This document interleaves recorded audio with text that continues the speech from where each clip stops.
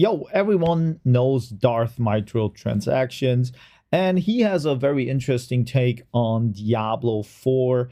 And let's check it out because last time I made a video about Diablo, how I feel about it, and there were a lot of good comments and even some comments that understood my point of view. So let's see if Darth has really the solution to Diablo 4.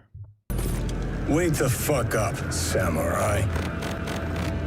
We have a city to burn.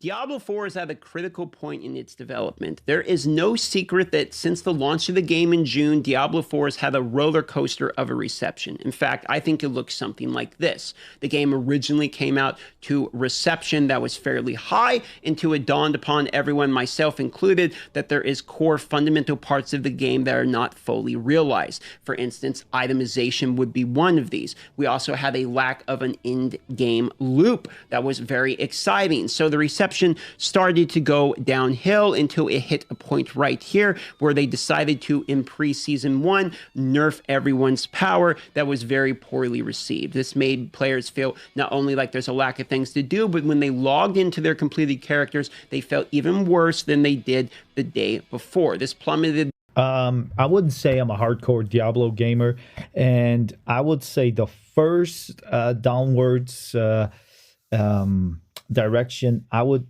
agree. It was exciting, it was fun. I didn't notice this nerf of the items or something, so I can't say anything about that. But that's pretty much true, right? The reception until season 1 was launched, and people originally had something to do. There was an apology going with it saying that nerfs, don't worry, we're not going to do these major nerfs again. They apologized for it. People seemed to accept that apology, and then people once again realized that season 1 is just malignant tunnels, a few legendary powers, and the reception started going downhill again. Now, we did have Diablo 4, in my opinion's biggest W so far has been season 2. So I would probably say that for the first season, maybe the high was a little bit higher because it was the first season. So I don't think people can compare it to other seasons.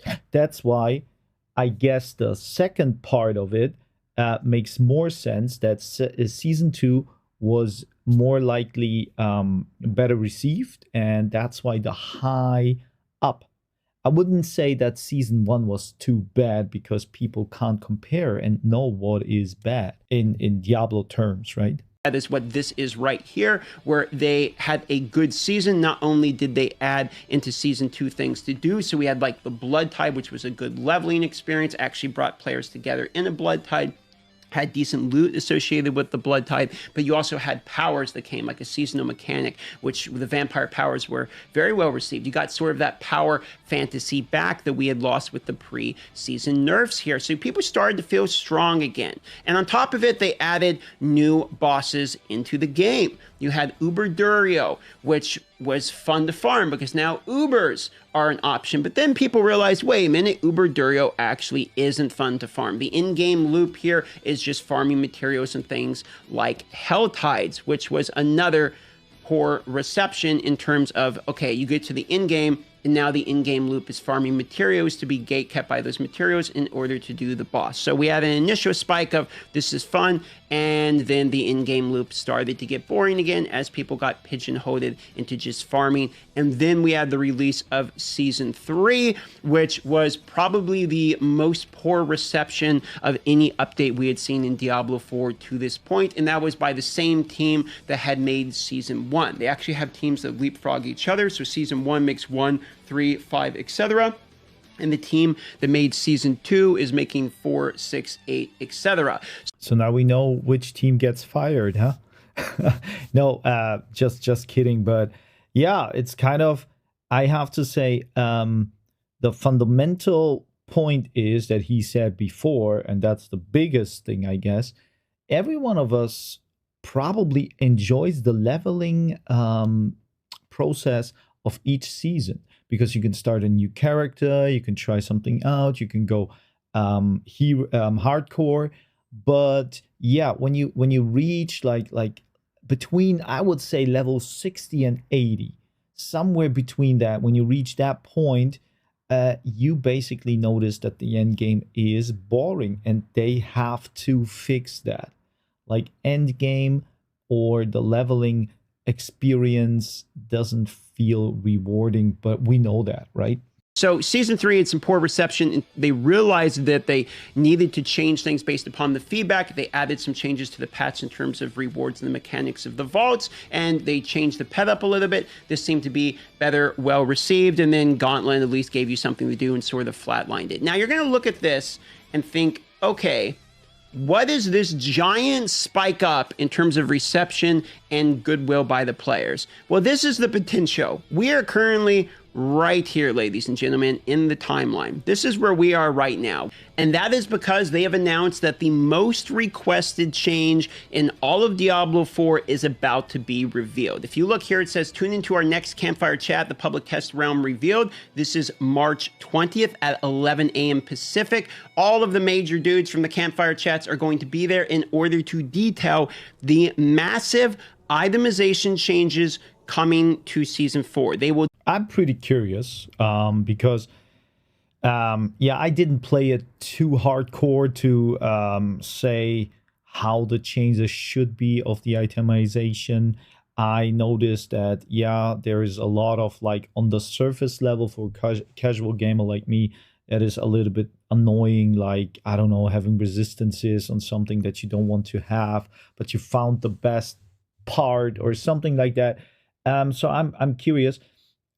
Before that, where this graph was going up, I guess we players are just expecting so much from this company, because probably a lot of us started to like Blizzard because of their other good games, right? I started to play Warcraft 1 and Diablo 1. That was like my first experience with Blizzard, and they took me by storm. So that's why I'm so sad that Diablo 4 doesn't catch me. Discuss affixes, item stats, the Codex of Power, and the new in-game systems that will change the way you slay and loot across both the seasonal and eternal realms.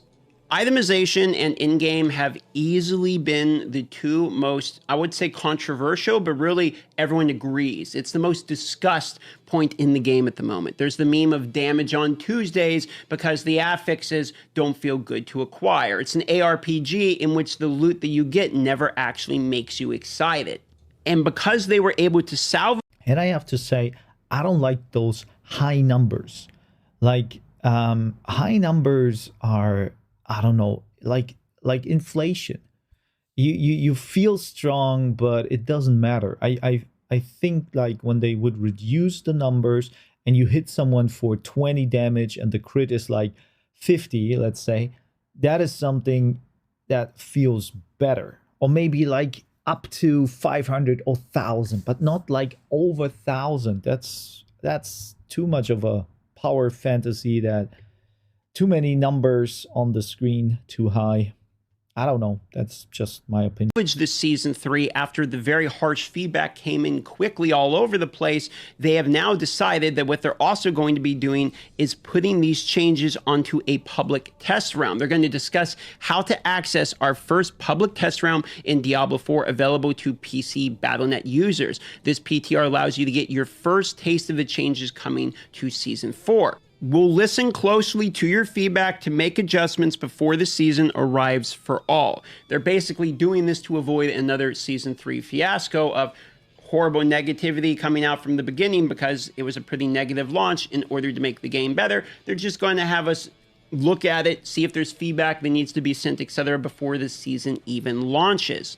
Now, while the PTR is cool, I do believe that it took them quite a long time. I mean, the game's been out since June, and very quickly after that, people started to send the feedback about itemizations. It took them that long in order to get the itemization changes ready to present. So even with feedback sent, unless it's minor tweaks, I doubt we're seeing an entire overhaul of this. So at this point, what we see is probably pretty close to what we're going to get with some minor tweaks. But we can't complain that they're not reacting to their mistakes. So that is a good thing. Sometimes, those big companies say, I don't care. F yourself. We got your money. We don't care. But here they are trying. They are trying to save it. It's a little bit sad that they have to try so hard to convince us to play that game. But it is what it is. And we probably give them maybe like 2 other seasons of trust. At least one more, right? Much how like when we saw season 3, they were able to make it feel more enjoyable just by upping the loot, changing the pearl quantity, etc. We didn't actually change the entire fundamentals of the vaults. They just made them feel more enjoyable. I'm assuming that the feedback sent about the itemization changes will follow some similar regard. Now you might say, okay, DM, but remember here, after the launch of Diablo 4, you said that there were 2 major issues. There was core fundamentals about itemization that was lacking, but there was a core in-game gameplay loop that was lacking, and the Uber Duria, while being fun, eventually got boring. So the best case scenario is not only do we see itemization changes, but we see some in-game addition or changes as well. Now, for me personally, no matter how many D4 bad videos you may see that we all laugh at, I do actually believe there is a significant amount of people that want Diablo 4 to be good. I myself am that way, and I've said this many times that I hope the game is good because I have a YouTube channel that covers it. I also live stream the game as well. I'm not going to play it when I don't like it, but I would hopefully like it in the future. So I myself have hopium, copium, whatever you want to call it, for the itemization changes that will be quite good. And I have a feeling that a large amount of people that watch this feel the same way. I don't think people are actually out there rooting for Diablo 4 to go to the ground so they can be like, yeah, it's now officially only has 52 players left or what have you. I think the game legitimately has people who want to log in and play it that feel like they currently cannot in its state because they just do not enjoy it. Yeah, we kind of like these stories of not an underdog, but maybe that usually never happens, like someone like Blizzard, like the high tier guy, like the hero, the god, falls down to the ground, loses its power, right? There are other combatants that kicked his butt, like PoE and Last Epoch, but then this kind of company rises again because it makes something really good. That would be a nice story trope, right? I hope it happens because I think even a lot of people, as he said, like Diablo and want it to be a good game and succeed. And there's enough room in the space to, kind of compete with the others and have maybe even, different times where you play each game. Because those people exist, I think Diablo 4 has one last chance if they show some really good changes to the feedback that have been sent basically since the launch of the game. They have a chance to bring some of those players back in at a minimum to try it, or at least to get into PTR and see what they think. And if those players give it 20, 30 minutes to try it, they might actually end up enjoying it if they execute it well. And if they enjoy it, they might stick around to see what Season 4 has to offer outside of just itemization changes. And if that goes well, those people might be interested in buying their expansion pack. And the only reason I say that is because the stance I have had on the expansion for Diablo 4 is one and the same.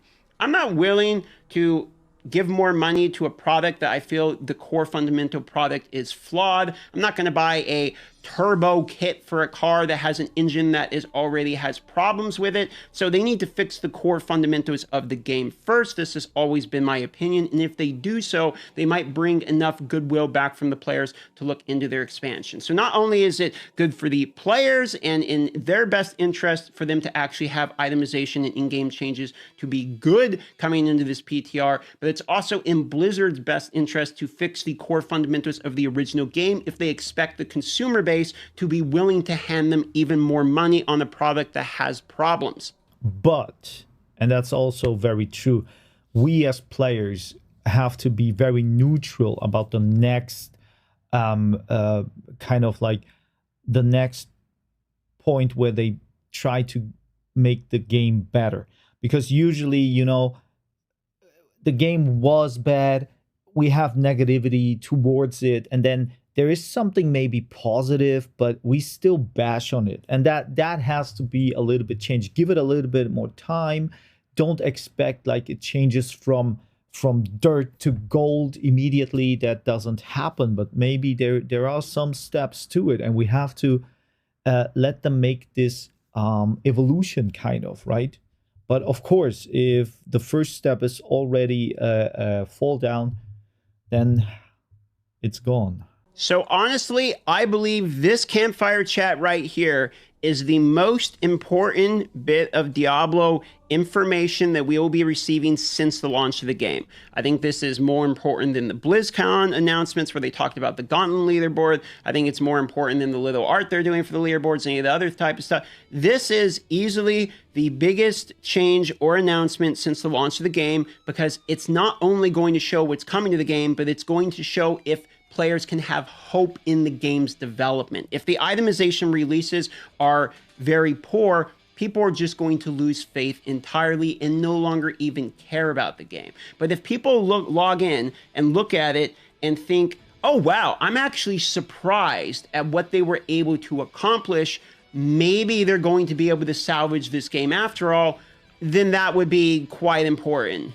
But in the worst case scenario, where these itemization changes are not good and people spend the time one more time to log in and feel like they got disappointed again, people are going to still feel bad about the purchase they spent. They're not going to want to buy the expansions or anything like that. They're not going to want to log in for Season 4. And we're going to have all of that information before Season 4 even arrives because of the public test realm. So this campfire chat here and the public test realm release, whenever we actually get that playable, is the biggest announcement, whatever, in Diablo 4 in terms of its lifespan since the launch of the game, at least in my opinion. But I will be flying to LA. All right, that's our boy Darth Microtransactions.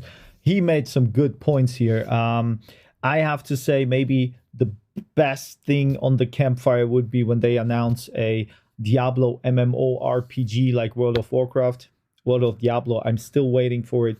No, but jokes aside, he hit it on the point, right? We as gamers, like, I don't see myself like I have this power of make the game better with my decisions, playing it or not. I don't think that we as gamers have it. You have to see it like this. This company has a lot of money. If that fails, yeah, of course, people will lose faith and hope into the franchise. But there will be more, other projects of them that still, makes us interested in their development. So, but yeah. Let's hope Diablo 4 can turn around, can do something really interesting, and we come back to it. And yeah, I see you in the next one. Peace out.